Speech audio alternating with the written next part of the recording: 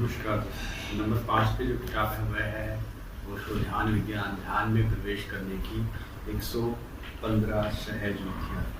अब हम क्या करते हैं, बार बार ध्यान करते हैं। ध्यान करने के बाद भी हमारा मन में बहुत सारे विचार आते हैं, थॉट्स आते हैं। कोई थॉट्स इधर से आता है, थॉट इधर से। आंखें बंद करते हैं, आंखें बंद करने के बाद भी हम इतने परेशान हो जाते हैं कि विचार जैसे विचार किसी ने छोड़ दिया, पूरे प्रेशर से आ रहे हैं और हम बेचैन होकर के हो जाते हैं। तो अगर आप इस दौर से गुजर रहे हैं तो यह किताब आपके लिए सबसे महत्वपूर्ण किताब है। अब इस किताब में ऐसी क्या विशेषता है कि आपको यह किताब पढ़नी चाहिए, क्योंकि इस किताब में ध्यान की 115 विधियां बताई गई। टोटल कितनी विधियां हैं? 115 विधियां। अब उन विधियों में से हर विधि को इस प्रकार से डिवाइड किया गया है कि प्रातःकाल, फिर दोपहर आ जाएगा, दोपहर के बाद फिर शाम को, फिर रात्रि को। और एक विधि से अगर आपको फायदा नहीं हो रहा है, यदि एक विधि आपको लाभकारी, आपके लिए लाभकारी नहीं है, तो आप दूसरी विधि, अगर दूसरी विधि से भी आपको ऐसा लगता है कहीं आपको बेचैनी हो रही है, तो आप तीसरी विधि। और शुरुआती दौर के लिए ये किताब आपके लिए अच्छी है, बहुत अच्छी साबित होगी, ये पूरा यकीन है, क्योंकि इसमें सभी प्रकार के ध्यान की विधियों का प्रयोग इसमें किया गया है। तो नंबर 5 पे। नंबर 4 पे जो किताब है वह है मैनी लाइफ मैनी मास्टर। ये डॉक्टर ब्रायन विज, जो पेशे से एक मनोचिकित्सक है, उनके द्वारा लिखी गई किताब है।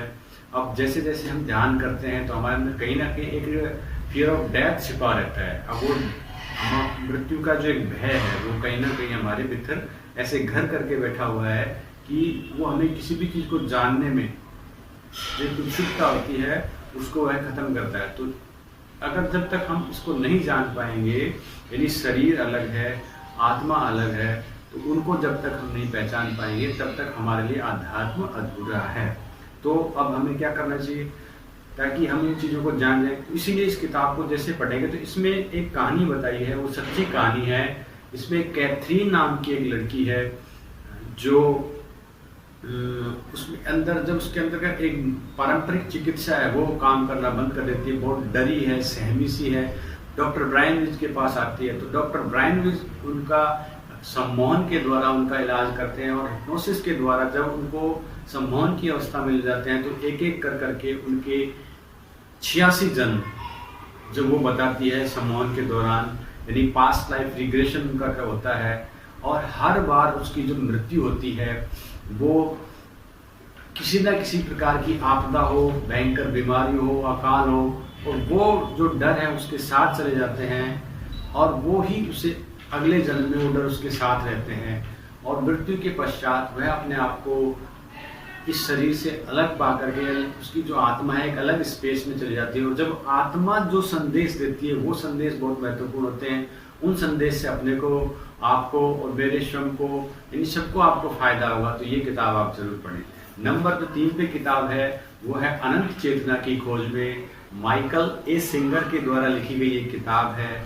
और इस किताब में ये किताब the journey beyond your self का हिंदी रूपांतरण है, हिंदी ट्रांसलेशन है।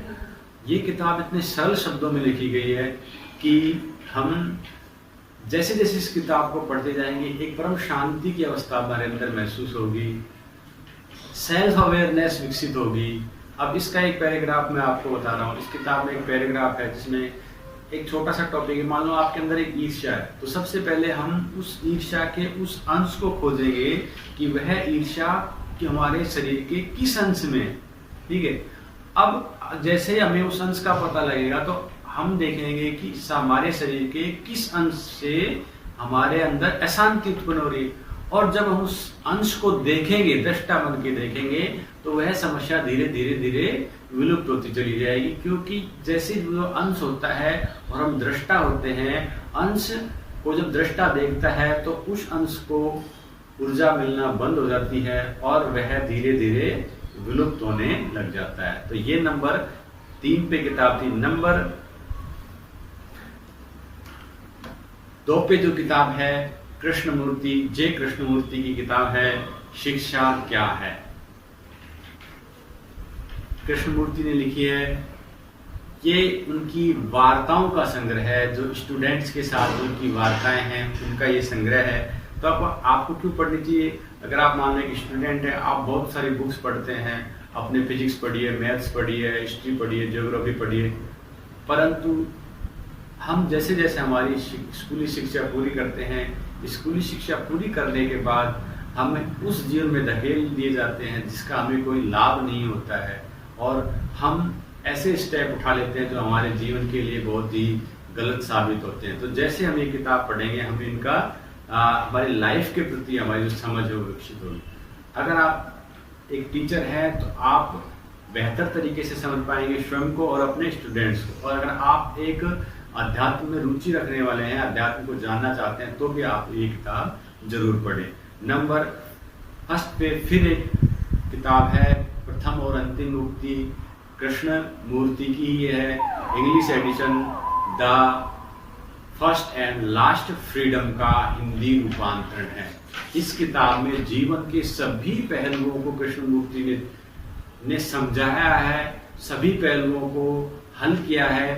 अकेलापन हो, प्रेम हो, भय हो, ईर्ष्या हो, लोभ हो, लालच हो, ईश्वर में विश्वास क्यों, आध्यात्मिक गुरु क्यों, मन में उलझन, द्वंद्व, इन सभी पहलुओं को कृष्णमूर्ति ने बहुत ही आसानी से ऊब है समझाया। तो जैसे जैसे आप इस किताब को पढ़ेंगे तो मेरे ख्याल से आपकी ऐसी कोई प्रॉब्लम बचेगी नहीं लाइफ में जिसको आप सॉर्ट आउट नहीं कर सके, जिसको आप समाधान आप नहीं निकाल पाए। बहुत अच्छे तरीके से कृष्णमूर्ति ने ये समझाया। तो अगर मेरा ये वीडियो आपको पसंद आए तो प्लीज़ इसको लाइक करें। Thank you.